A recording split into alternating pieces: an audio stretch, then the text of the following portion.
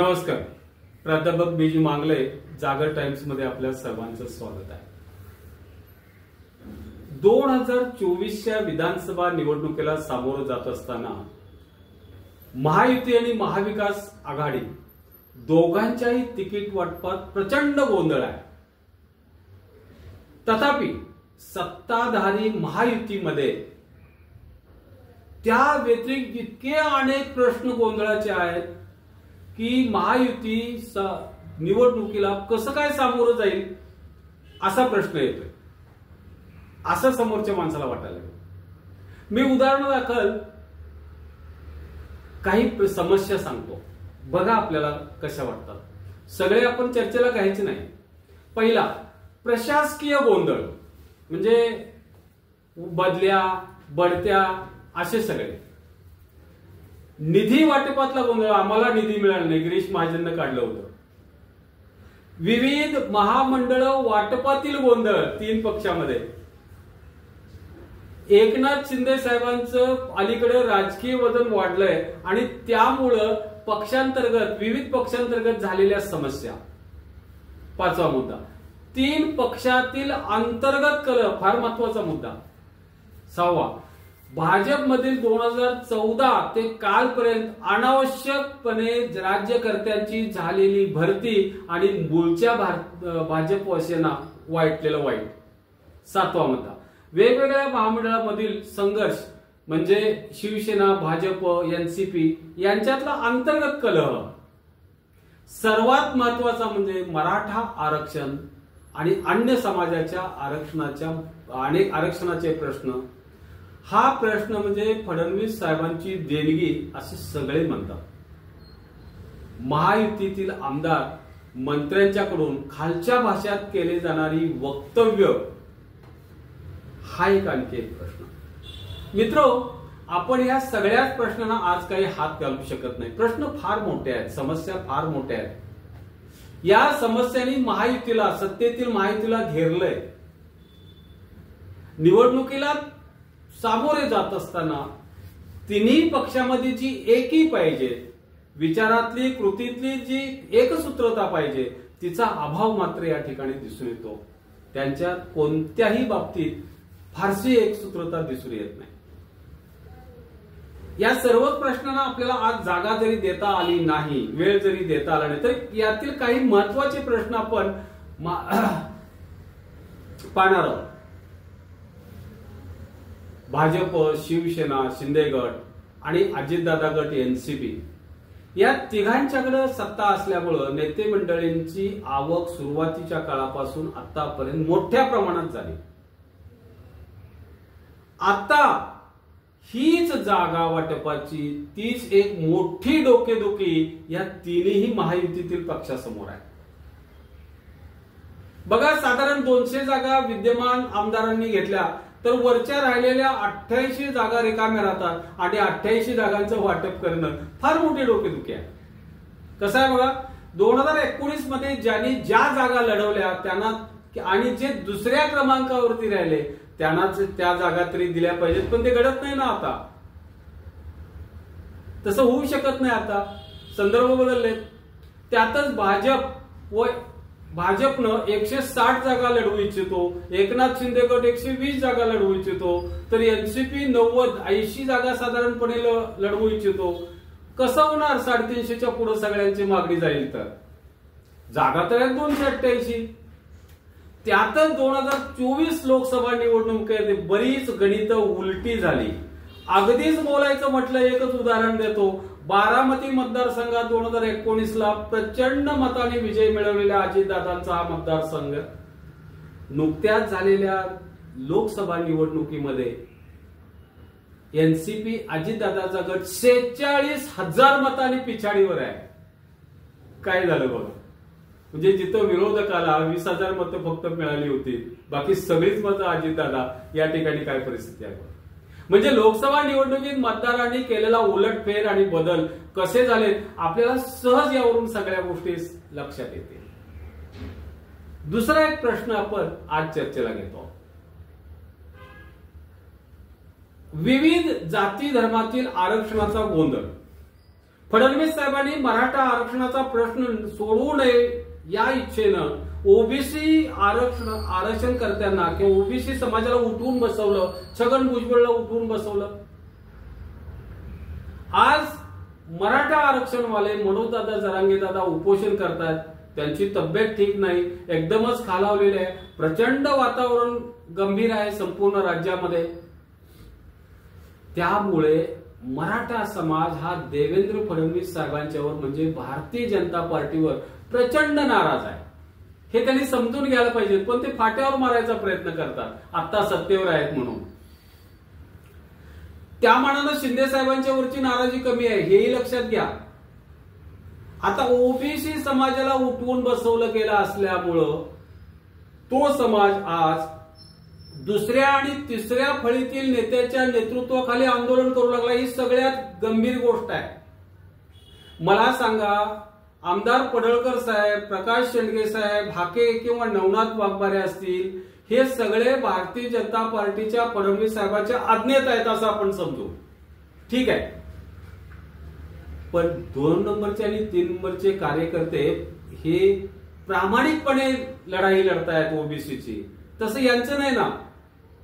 म्हणजे दुसऱ्या आणि तिसऱ्या फळीतील कार्यकर्ते जे प्रामाणिकपणे काम करतायत आरक्षणासाठी त्यांच्या समाजाचं, ते सगळे भारतीय जनता पार्टीच्या विरोधात आणि महायुतीच्या विरोधात आंदोलन करतायत.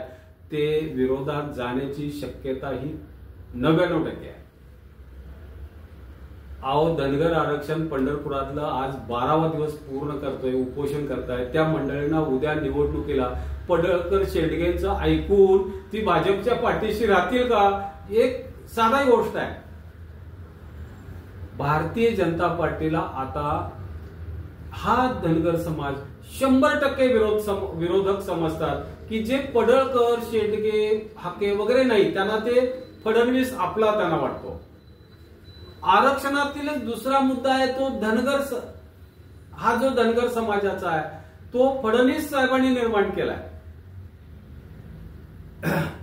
2014 पूर्वी या समाजाला आठवड्यात पहिल्या कॅबिनेटमध्ये आरक्षण देतो म्हणणारे फडणवीस साहेब आज कोणत्याही मोर्चा आणि आंदोलनाला धनगर समाजाच्या सामोरं जायचं धाडस सुद्धा करत नाहीत. हे लक्षात ठेवा. भेटीला जात नाहीत. जरा स्वतः गेले असते म्हणजे पंढरपूरच्या आंदोलनाला त्यांनी जावं, म्हणजे त्यांना हिट किती आहे धनगर समाजाची आणि मग पडळकर, हाके वगैरेंच्यावर कसं अवलंबून राहावं हे त्यांना समजेल. धनगर बांधवांच्या आज भावना चांगल्याच उफाळून आल्यात आणि त्या बहुतांशी या बीजेपीच्या विरोधात आहेत हे लक्षात ठेवा. आता हे प्रमुख 2 समाज झाले, ओबीसी झाला, धनगर झाला, मराठा झाला. पण याच्याही आणखी पुढचा जो आहे तो आदिवासी समाज. त्यांची स्टाईल वेगळीच आहे. त्यांच्या नेत्या म्हणजे जसा धनगर समाज आपण म्हणतो की आता तो दूध खोळा राहिलेला नाही, अज्ञानी राहिलेला नाही, तर तो मॅनेजही होणार नाही, पडळकर हाकेच्या पाठीमागे. तसंच हा आदिवासी समाजाचं सुद्धा घडतंय. झिरवळ साहेब आंदोलन करतायत,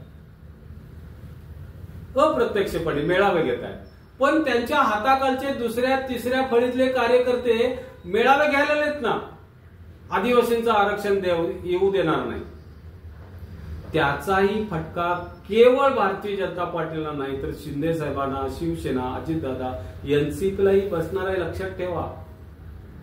आरक्षणाचा शेवटचा मुद्दा म्हणजे हा जो आदिवासी समाज आहे यांच्यातील चौथ्या क्रमांकाच्या कार्यकर्त्यांना मॅनेज करणं. झिरवळ साहेब मॅनेज होतील, मला मान्य आहे. पण हे 3ऱ्या-4थ्या क्रमांकाचे कार्यकर्ते म्हणतात आम्ही रस्ते रोखूया, रेल्वे रोको करूया. काय करणार आहात झिरवळ साहेब उद्या? एकटे मॅनेज होतील कोण? नरहरी झिरवळ. पण बाकीच्या आदिवासी समाजाचं तुम्ही काय करणार आहात? ते प्रामाणिकपणे काम करत असल्यामुळं त्यांना असं ड्युएल स्टँडर्ड नाही, ते भाजपला विरोध करण्याची शक्यता ही सर्वाधिक आहे. हे फडणवीस साहेबांनी लक्षात ठेवावं. आपण पुढचा मुद्दा बघूया. म्हणजे आता दोन प्रमुख मुद्दे बघितले. प्रशासकीय गोंधळ जो आहे, हा जो पहिला सगळ्यात मुद्दा आपण घेतला होता, त्याच्यावरती थोडस चर्चा. खरं तर अजितदादा अर्थमंत्री उपमुख्यमंत्री आहेत, अर्थमंत्रीपद त्यांच्याकडे आहे आणि त्यांच्या निधी वाटपावर शिंदे साहेबांच्या आणि खुद्द भाजपच्या अनेक आमदार मंत्र्यांचा त्यांनी आपल्याला जाणीवपूर्वक कमी निधी दिला असा आरोप आहे अजितदादांचा. गंमत बघा, दस्तूर खुद्द भाजपचे ग्रामविकास मंत्री गिरीश महाजन यांनी सुद्धा असा जोरात आरोप केला होता. आता ते सोयीसाठी माघार घेत आहे. दुसरी महत्वाची गोष्ट म्हणजे बहुतांशी संपूर्ण महाराष्ट्रातील रस्त्यांची आज चाळण झालेली आहे. त्यास बांधकाम मंत्री चव्हाण साहेब आणि तितकेच गिरीश महाजन साहेब सुद्धा जबाबदार आहेत. पण एकूण सगळी महायुती जबाबदार आहे निवडणुकीसाठी, हेही लक्षात घ्या. त्यामुळे निवडणुकीला सामोरे जात असताना महायुती तुमची गाड्या आणि प्रचाराच्या गाड्या ज्यावेळेला ग्रामीण भागातून फिरू लागतील त्यावेळेला लोक तुम्हाला प्रश्न विचारू लागतील, आमच्या रस्त्याचं काय हालत करून ठेवले बघा. म्हणजे दोष संपूर्ण महायुतीवरती येईल. निवडणुकीचा प्रचार आणि याच रस्त्यावरनं तुम्ही करणार आहे ना, कसा करताय बघा. तुम्हाला ह्या सगळ्या गोष्टींची हीट जाणवेल, याची उष्णता म्हणतो ना त्याचा त्रास होईल. प्रशासकीय बाबतीतील सगळ्यात महत्वाची गोष्ट म्हणजे शक्तीपीठ महामार्ग रद्द केलाय असं म्हणत होते, पण आजही महायुती किंवा एकनाथ शिंदे साहेबांनी हा मार्ग रद्द केलेला नाही असं समजतं. का तयार नाही?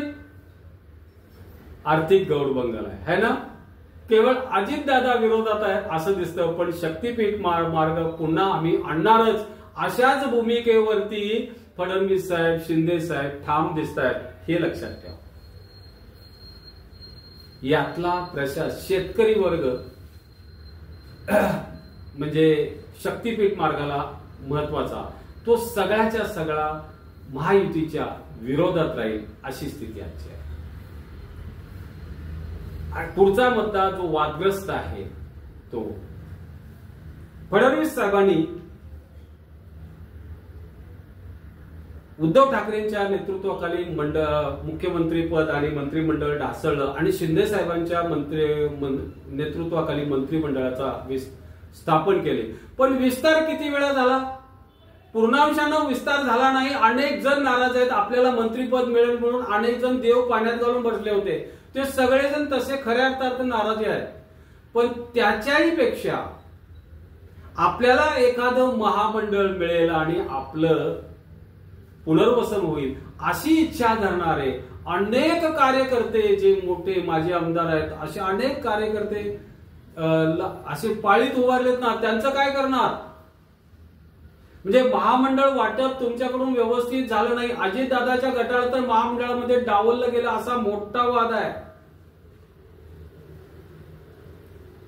यातलाच पुढचा मुद्दा असा की प्रशासकीय मधला लाडकी बहीण योजना जी आणली त्याची जाहिरात करत असताना अजितदादाचा गट एनसीपी स्वतंत्रपणे करतो आणि असं भासवतो की योजना मी एकट्यानं आणलेली आहे, मी जाहीर केलेली आहे.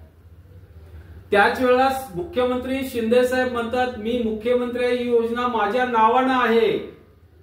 फडणवीस साहेबांना तर काय हेच राहिलेलं नाही, भाजपची योजना आहे असं एवढं म्हणू शकतात. कारण दोन्ही ठिकाणी त्यांचा फोटो असतो. म्हणजे तिघांच्या जाहिरातीमध्ये सुद्धा एक सूत्रीपणा दिसून येत नाही, हे त्यातलं सगळ्यात महत्वाचं. शेवटचा मुद्दा घेऊ मित्र.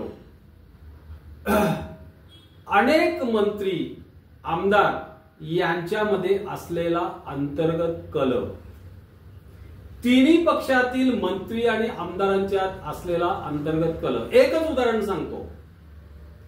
सिल्लोडचे मंत्री अब्दुल सत्तार आणि माजी मंत्री भाजपचे रावसाहेब दानवे यांच्यातील संघर्ष टोकाचा आहे. रावसाहेब दानवे खासदारकीला उभारले, त्यांच्या पराभवाला देखील सिल्लोड मधील कमी पडलेली मतं कारणीभूत आहेत असं जाहीरपणे बोललं जातं. अहो सिल्लोड मधून सुमारे 28,000 मतं रावसाहेब दानवेंना कमी पडलेत. किती वादग्रस्त आहेत बघा. अशा अनेक मुद्दे आहेत. भाजपमधून तर आमदारांची गळतीच लागलेली आहे. पण हे सगळे आज वेळेअभावी आपल्याला चर्चेला घेता येत नाही. तीनही पक्षांतील असलेला एकसूत्रीपणा आज हरवलेला आहे.